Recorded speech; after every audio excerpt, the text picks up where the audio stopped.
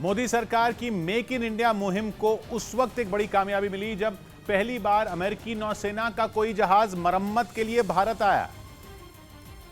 और अमेरिकी नेवी के इस जहाज का नाम है चार्ल्स ड्रू, जिसकी चेन्नई के पास एक शिपयार्ड में रिपेयरिंग की जाएगी, जो शिप बिल्डिंग इंडस्ट्री के अंतर्राष्ट्रीय बाजार में भारत का डंका बजने का बड़ा सबूत है।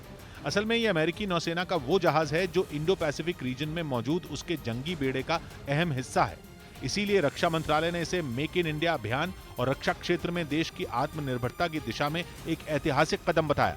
This is a new chapter in the shipbuilding industry of this country.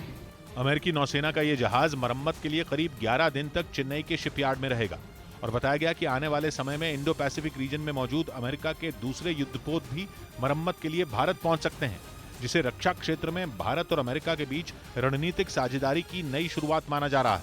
क्या आप भेड़ बकरियों को पाल के साल में करोड़ों कमाना चाहते हो? यकीन नहीं हो रहा ना? तो साल में 3 करोड़ कमाने वाले सिखाएं तो क्यों देरी कर रहे हो? फ्रीडम ऐप डाउनलोड करो। और भारत की इस ऐतिहासिक उपलब्धि को प्रधानमंत्री की उस पहल का नतीजा माना जा रहा है जिसके तहत इसी साल अप्रैल में भारत और अमेरिका रक्षा और विदेश मंत्रियों के बीच बैठक हुई थी। और दावा है कि इसी बैठक के दौरान रक्षा मंत्री राजनाथ सिंह ने अमेरिका को भारत में उसके जहाजों की मरम्मत का प्रस्ताव दिया था, जिसके लिए कम कीमत में अंतर्राष्ट्रीय स्तर की सुविधा मिलने का हवाला दिया गया था।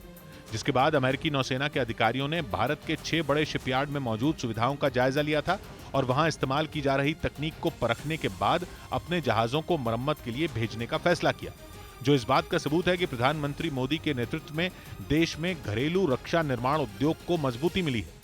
जबकि एक वक्त ऐसा था जब भारत दुनिया का सबसे ज्यादा रक्षा उपकरण आयात करने वाला देश था, लेकिन मेक इन इंडिया की शुरुआत के बाद यह तस्वीर बदल चुकी है, जिसकी गवाही आंकड़े भी दे रहे हैं। क्योंकि 2015-16 तक जहां रक्षा क्षेत्र में भारत का निर्यात करीब 1500 करोड़ रुपए तक सीमित था, उसमें पिछले कुछ वर्षों में करीब 800% तक की बढ़ोतरी हुई और रक्षा क्षेत्र में भारत का निर्यात बढ़कर करीब 13,000 करोड़ तक पहुंच चुका है। साथ ही इस समय भारत दुनिया के करीब 70 देशों को रक्षा उपकरण निर्यात कर रहा है।